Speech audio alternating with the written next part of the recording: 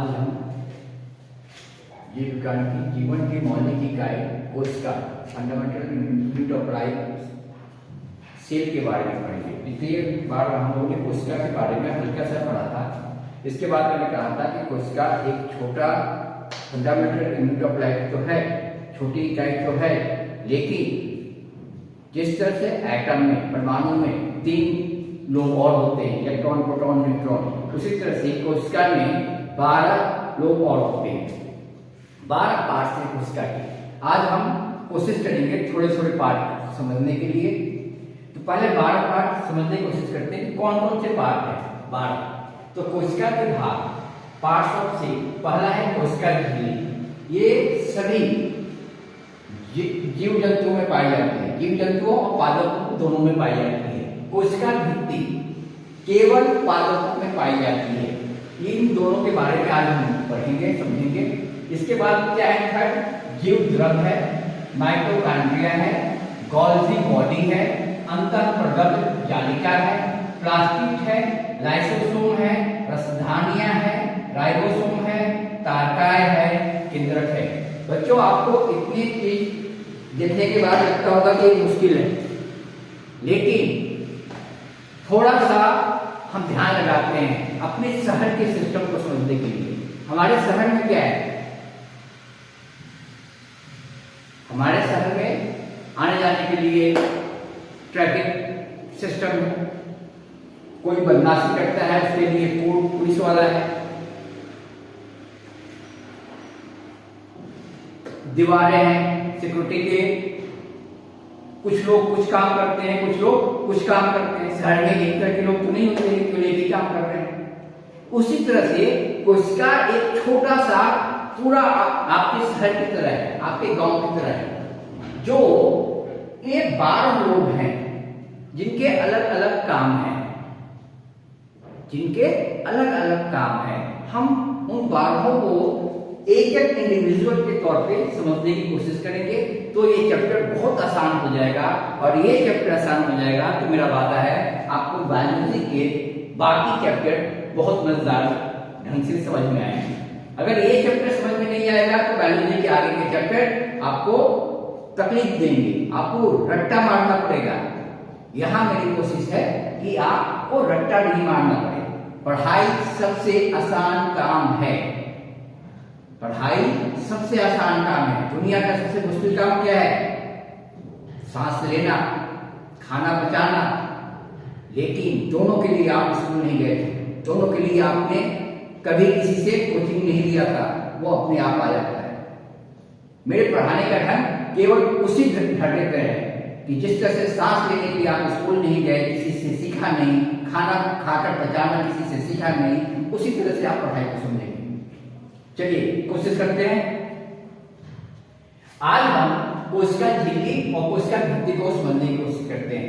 एक आप टाउन अपने गांव का या अपने शहर का एक खाका दिमाग में रखो और इसे चुटकियों में हम समझ लेंगे। चलो जी, पहला पार्ट है कोशिका झिल्ली, जिसे प्लाज्मा मेम्ब्रेन कहते हैं। ये क्या करता है? ये सभी कोशिकाओं, जंतु या पादप के चारों ओर एक बहुत पतली पारदर्शी मतलब आर पार देखी जा सकने वाली एवं लचीली झिल्ली पाई जाती है। लचीली, अपने आप को एडजस्ट करती है, जो मुख्यतः किससे बनी होती है भैया? लिपिड, वसा एवं प्रोटीन से बनी होती है। बड़ी आसान शब्दों में कोशिका झिल्ली, प्लाज्मा मेम्ब्रेन क्या है? सभी कोशिकाओं, एनिमल हो या प्लांट्स हो, सभी कोशिकाओं, एनिमल या प्लांट, लिविंग ऑर्गन के चारों ओर एक बहुत थी ट्रांसपेरेंट और फ्लेक्सिबल झिल्ली पाई जाती है, जो मुख्यतः किससे बनी होती है? लिपिड, वसा एवं प्रोटीन से बनी होती है। नहीं समझ में आ रहा है? थोड़ा सा दिमाग लगाते हैं, मार्केट जाते हैं, मार्केट से सामान लेते हैं, कोई सामान लिया, किसमें रखते? पन्नी में रखते। पन्नी क्या है भैया? कोशिका झिल्ली है। जिस पॉलिथीन में हमने रखा वो कोशिका झिल्ली है। बात खत्म। आपकी पॉलिथीन किससे बनी हुई है? पॉलिथीन से बनी हुई है। पॉलिथीन पन्नी किससे बनी है? पॉलिथीन से बनी हुई है। तो ये किससे बनी हुई है भैया? लिपिड, वसा और प्रोटीन से बनी हुई है। सिंपल सा चीज है। उस पन्नी में आप रखते क्या है? कुछ अव्यय रखते हैं, तो यहाँ भी वही काम कर रहा है। जंतु या पादप दोनों में पाया जाता है। कोशिका के सभी अव्यय इसी झिल्ली में होते हैं, इसी झिल्ली के अंदर होते हैं। यह झिल्ली अर्धपारगम में अब क्या किया? कुछ चीजों को जो जरूरत नहीं उसे बाहर कर सकती है या अंदर भी कर सकती है, होती है, जो कुछ पदार्थों को अंदर या बाहर जाने देती है। भैया पॉलिथीन से कुछ चीज निकालना है, निकाल दिया, कुछ डालना है, डाल दिया, कुछ इस तरह से समझो। कोशिका की निश्चित आकृति और आकार प्रदान करती है। जो आपने लिया उसकी निश्चित आकृति और आकार प्रदान करने के लिए पॉलिथीन। कोशिका द्वारा अनावश्यक पदार्थों को कोशिका झिल्ली के माध्यम से बाहर निकाले जाने की प्रक्रिया को, जो चीज पसंद नहीं आया आपको उसे बाहर करोगे या लेकर घर आओगे? बाहर करोगे। उस प्रक्रिया को क्या कह रहा है? एक्सोसाइटोसिस कहते हैं। जो अनावश्यक चीज है, जो फल हमने फ्रूट लिया वो उसमें बेकार था, हम दुकानदार को वापस करेंगे ना, अपने पॉलिथीन से वापस कर रहे हैं। उस प्रक्रिया को क्या बोल रहा है? एक्सोसाइटोसिस कहते हैं। सिंपल सी। अब आता है कोशिका भित्ति। कोशिका भित्ति को हम ऐसे समझते हैं, मान लो हमने ज्यादा सामान ले लिया तो हम क्या करते हैं? दुकानदार को कहते हैं कोई दो पन्नी लगा दे। और दूसरी पन्नी क्या है? दैट इज कोशिका भित्ति। वो किस लिए? वजन को, ज्यादा वजन को संभालने के लिए होती है। यही कार्य ये कोशिका भित्ति कर रहा है। पढ़ते हैं। कोशिका भित्ति सेल वॉल या सेलुलोज की बनी होती है। झिल्ली किससे बनी हुई थी? लिपिड, वसा और प्रोटीन की बनी हुई थी। ये किससे बनी हुई है? सेलुलोज की बनी हुई है। केवल पादपों में पाया जाता है। अपादपों को निश्चित आकार, कठोरता, क्योंकि जो पौधे होते हैं, हरे विकसित पौधे, वो कठोर हो जाते हैं, मजबूत हो जाते हैं, इसी कारण आती है। शैवाल भी पादप है एवं हरे विकसित पौधे की भित्ति सेलुलोज से बनी होती है। शैवाल एवं हरे विकसित पौधों की भित्ति सेलुलोज से बनी होती है। जीवाणु एक पादप है, इसकी कोशिका भित्ति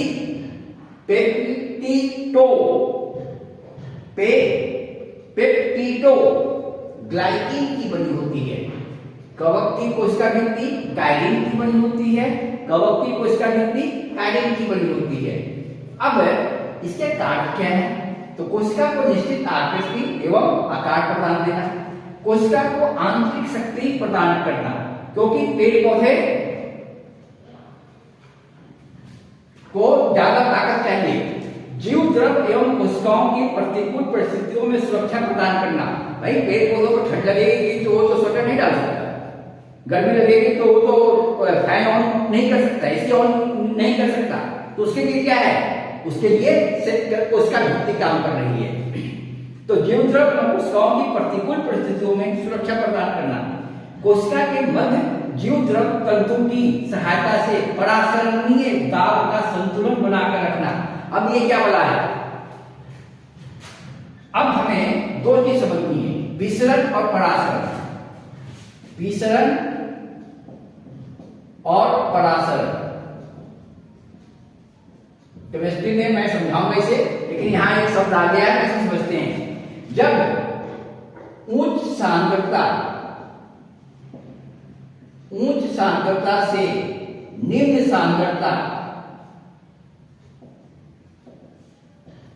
सांद्रता की तरफ,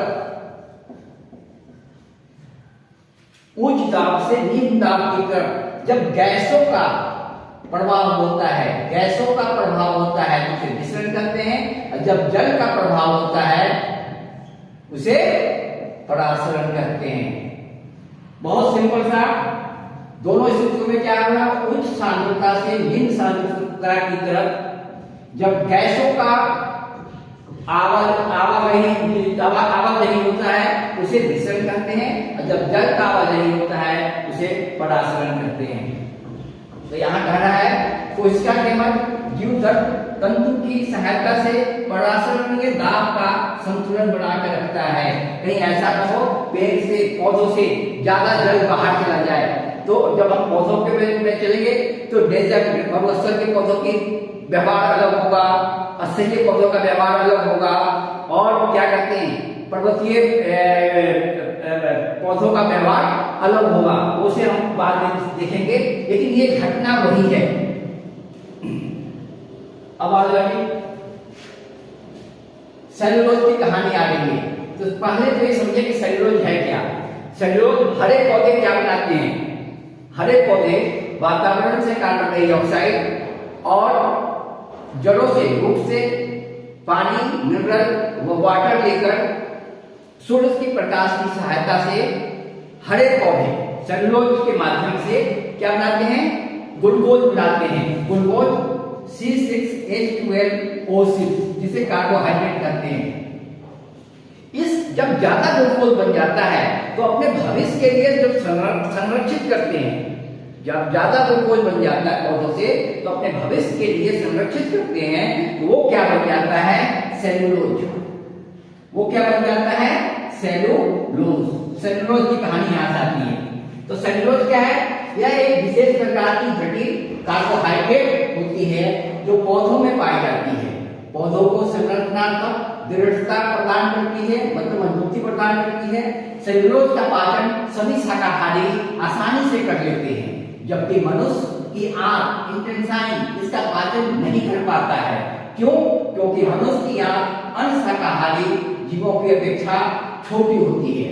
मनुष्य की आंख अन्य शाकाहारी जीवों की अपेक्षा छोटी होती है। अगर आप इसे एक बार दो बार पढ़ लें या इस वीडियो को देख लें तो 2 पॉइंट तो क्लियर हो जाएगा। अगली बार मेरी कोशिश होगी फिर 1-2 पॉइंट को क्लियर करेंगे।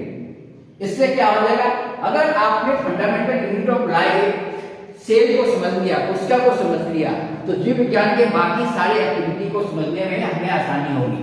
कोशिका एक छोटा शहर है, मैं दोबारा बोल रहा हूँ, कोशिका एक छोटा शहर है। उस छोटे शहर में बहुत सारे कार्य करने वाले लोग होते हैं।